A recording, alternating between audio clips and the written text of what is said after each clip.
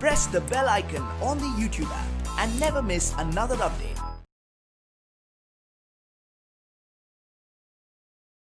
Hello everyone. Now we shall discuss about the primary, secondary and the tertiary sectors in India. Now in the previous session you understood that what are the various types of economic activities. Okay, primary are the ones which utilize the natural resources, second are the ones which manufacture the goods, and third one is the tertiary, which is actually related to the services department. Now here let's look in detail about the primary, secondary and the tertiary sectors in India and how they have evolved over a period of time in order for us to understand the impact on the economy of a country. Now there is a graph one which actually mentions GDP by the primary, secondary and the tertiary sectors. Now in the X and the Y axis you can notice the income in amount of crores and the year estimates. Now there are color coding which is given of blue to primary, of maroon or red to the secondary and green for the tertiary. Now as we can reflect upon this graph, we see that in the year 1973 and 74, our income in terms of the crores of rupees was approximately between 500,000 to 100 lakh thousand. Now here we notice that the distribution of all the three different colors, which is green, red and blue, is exponentially increased when we look at the figures for 2013 and 14. Now you can see how the production has grown over the period of 40 years and eventually understanding that a very important pattern in the economic development of the country. Now what are the conclusions we can draw? Let's find out. Now rising importance of the tertiary sector in production is the first important conclusion which we can identify. Over the 40 years between 1973 to 74 and 2013 and 14, production in all the three sectors has increased. It has increased the most in the tertiary sector.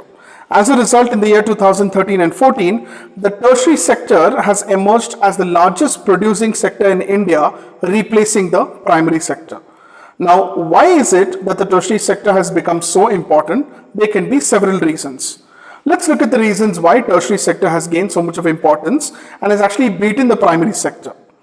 First and foremost, in any country, several services such as hospitals, educational institutions, post and telegraph services, police stations, courts, village administrative offices, municipal corporations, defense, transport, banks and insurance companies are required. Now these can be considered as basic services. Now in a developing country, the government has the responsibility for provision of these services.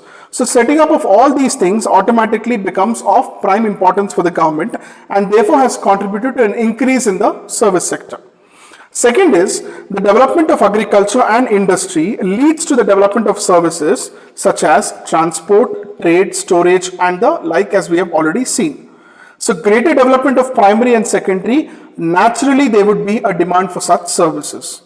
Third important reason is the income levels as they are rising. You notice that certain sections of the people start demanding more and more services like eating out, tourism, shopping, private hospitals, private schools, professional training and etc. So you can see this change quite sharply in the cities, especially in the big cities. And the fourth and important reason here is, over the past decade or so, certain new services such as those based on information and communication technology have become important and essential. Now the production of these services has been seen rapidly rising and we shall discuss this about in chapter 4 when we see the examples of how these new services and the reasons for their expansion. So if we have to summarize what is the need for the rising importance of tertiary sector, let us club them into these four particular reasons. Okay. So rising importance of the tertiary sector.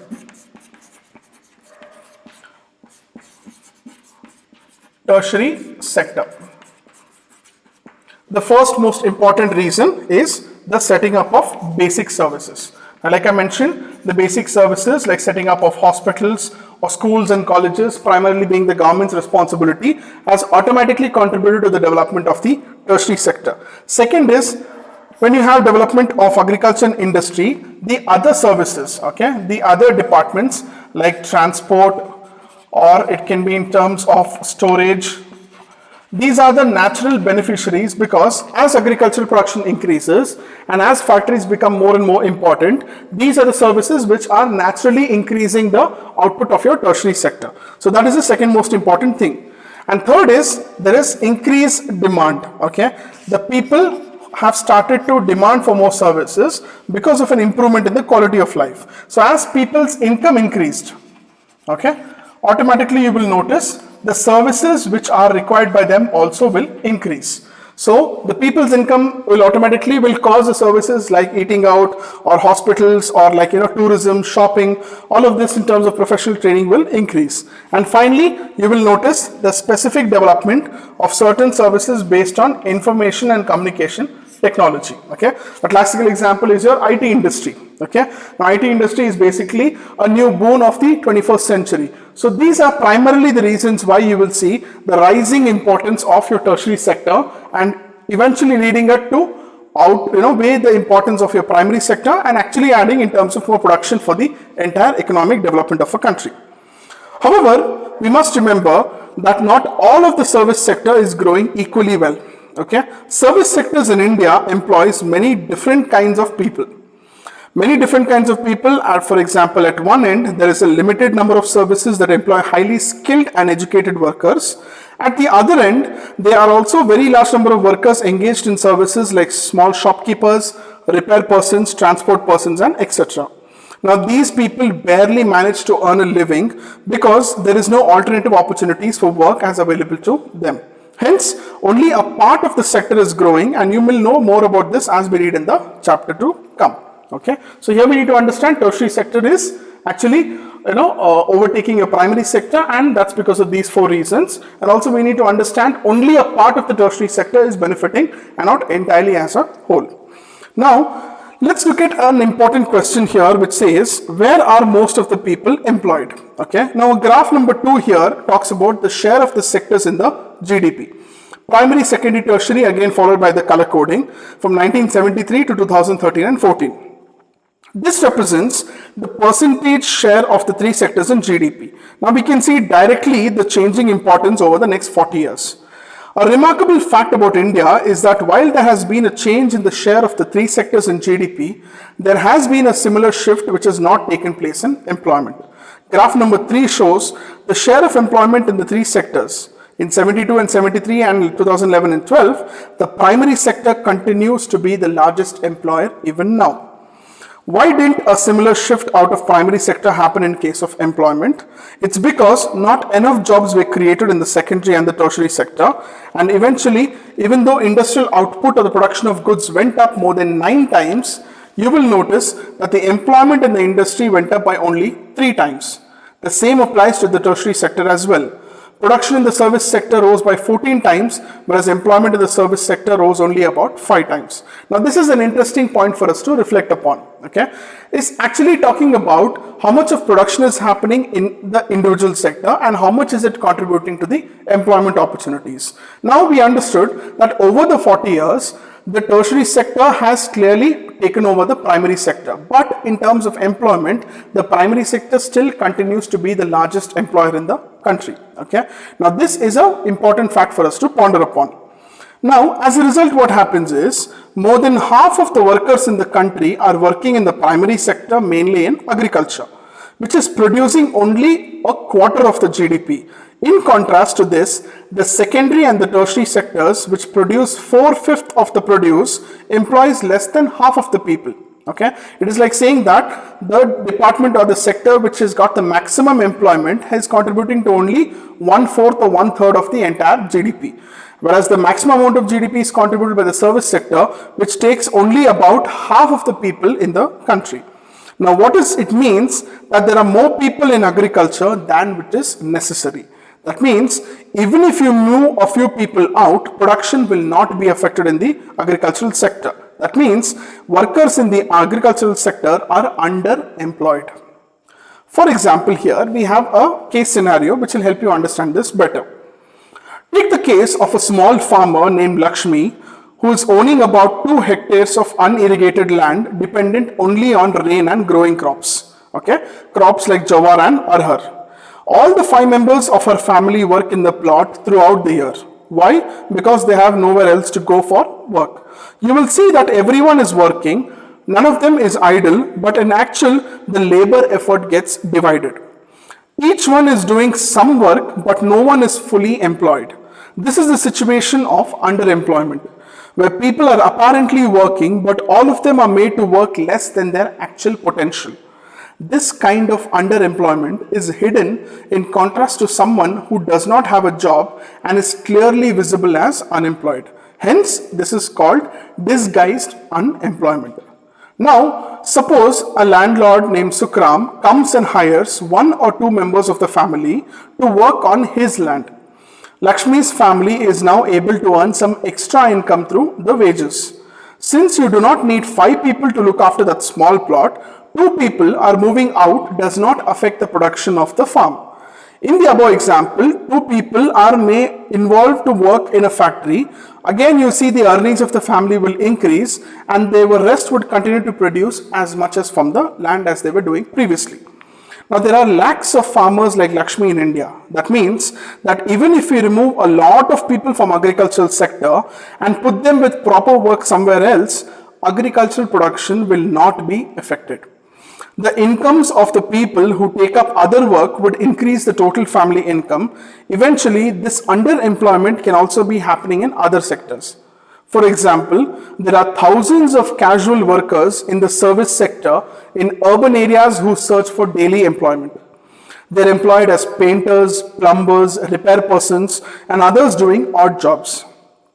Many of them don't find work on a day-to-day basis.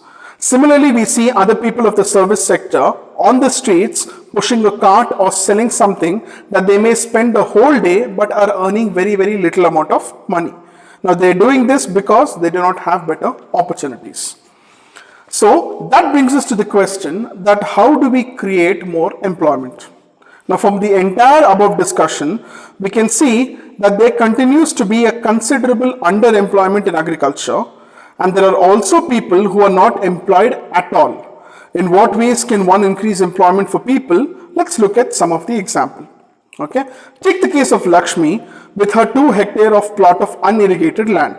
The government can spend some money or banks can provide a loan to construct a well for her family to irrigate the land.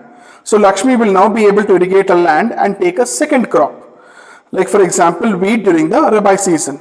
Now let us suppose that 1 hectare of wheat can provide employment for 2 people for 50 days, including the sowing, watering, fertilizer application, and so on and so forth. So 2 more members of the family can now be employed in their own field. Suppose a new dam is constructed and canals are dug to irrigate many such farms. This could lead to a lot of employment generation within the agricultural sector, therefore reducing the problem of underemployment. Now suppose Lakshmi and other farmers produce much more than before. They would also need to sell some of this. For this, they may require to go for transport to their products to a nearby town. So if the government invests in some money in the transportation and the storage of crops, or makes better rural roads that mini trucks are able to reach everywhere, to farmers like Lakshmi who now have access to water, they can continue to grow and sell these crops. What does this activity do? This activity provides productive employment to not just the farmers, but also to the people who are in services like transport or trade. And Lakshmi's need is not confined to water alone. To cultivate the land, she also needs seeds, fertilizers, agricultural equipment, and pump sets to draw water. Now, being a poor farmer, she cannot afford many of these. So what she will do is she will have to borrow money from the money lenders and pay a high rate of interest. Now, if the local banks gives her credit at a reasonable rate of interest, she'll be able to buy all of these in time and cultivate her land. This means that along with water, we also need to provide cheap agricultural credit to farmers for the farming to improve. Now, you look at all of these in the later chapters. Another way by which we can tackle this problem is to identify and promote and locate industries and services in the semi-rural areas where a large number of people are employed. Okay. For instance, suppose many farmers decide to grow arhar and chickpea, which is your pulse crops. Setting up a dal mill to procure and process these and sell in cities is one such good example. Opening a cold storage could mean that these farmers have an opportunity to store their products like potatoes and onions and sell them when the price is good. In villages near forest areas, you can start honey collection centers where farmers could actually come and sell wild honey. It is possible to set up industries which process even vegetables and agricultural produce like potato, sweet potato, rice, wheat, tomato, fruits, which can be sold in your retail markets. Now, what will this do? This will ensure employment in industries located in the semi-rural areas and doesn't mean that necessarily we have to go to large urban centers. Now, all of this is important because, do you know, in India, about 60% of the population is in the age group of 5 to 29 years. That means only about 51% are educating or rather attending your educational institutions. The rest are maybe at home, or many of them are not being, having an opportunity to study and to empower themselves. All of them are probably working as child laborers. If these children are required to attend schools, we'll require more buildings, more teachers and other staff. Now, a study conducted by the previous Planning Commission, which is now known as Niti Aayog, estimates that nearly 20 lakh jobs can be created in the education sector alone. Similarly, if we are to improve the health situation, you need more doctors, nurses and health workers. So they are some of the ways by which jobs could be created, and all of these are actually addressing the important aspects of development. Every state or region has got the potential for increasing the income as well as the employment. Okay, remember these two have to go hand in hand.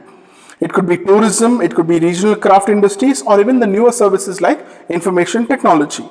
Some of these would require proper planning and support from the government. For example, the same study by the Planning Commission says that if tourism as a sector is improved every year, we can give additional employment to more than 35 lakh people. We must realize that some of the suggestions discussed here would take a long time to implement. Okay? For short term, we need some quick measures. Recognizing this, what the Indian government has made was something known as the right to work in about 625 districts. Okay? It is called the Mahatma Gandhi National Rural Employment Guarantee Scheme, okay? Or Manrega as it is commonly referred to as. Under this Manrega Act of 2005, all those who are able to and are in need of work in rural areas are guaranteed to 100 days of employment in a year by the government. If the government fails in its duty to give employment, it will give unemployment allowances to those people. The types of work would be, to utilize and increase the production from the land will be given preference under the Act. So this is one simple example of how we understand how employment can be generated. So all this basically gives us an understanding of how you can create more employment opportunities. Okay. Now, once we've understood the various sectors or the various types of economic activities leading to development of sectors, what is important is all these three sectors have to go hand in hand. Okay. It's not enough if you just increase the agricultural product. Like for example, here, the scenario of Lakshmi, okay, the farmer. Now, she had this particular land which was earning a certain amount of, in terms of the output of the agricultural produce. Now, all the family members are utilized there. But the point here is not everybody is utilized, and some of them could be channelized into other sectors. Let's assume that 2 of them go into the industries, 2 of them go as daily wage workers for another land by another landlord. That is how you're able to increase the collateral income in that particular family. And then you see slowly setting up of schools and colleges or hospitals and services eventually lead to a spike in the employment opportunities. So increasing employment is a concerted task which has to span across the various departments. Okay, it can be primary, it can be secondary, or it can be the tertiary. So the Planning Commission, or the erstwhile Planning Commission, now called Niti Aayog, actually does the same thing in this direction. An important point which we have to understand here is the development of the Mahatma Gandhi National Rural Employment Guarantee Act, by which 100 days of employment is guaranteed. Okay, if the government fails to provide employment, it has to give employment allowances for that particular area and region and district. So what we understand is India is a very, very young country with a lot of people who are possibly can be employed. Okay, only would say the average age or India is a very young country, saying that the population is actually in a condition where it can pull an entire population to work. That means we just have to create the right opportunity at the right point of time in order to ensure that the maximum yield is produced, and that is how we make sure the economic prosperity of a country is established. Now, briefly summarizing today's session, is basically starting from the various sectors which we discussed, which is the primary, secondary and the tertiary sectors. And then we talk about the rising importance of the tertiary sector.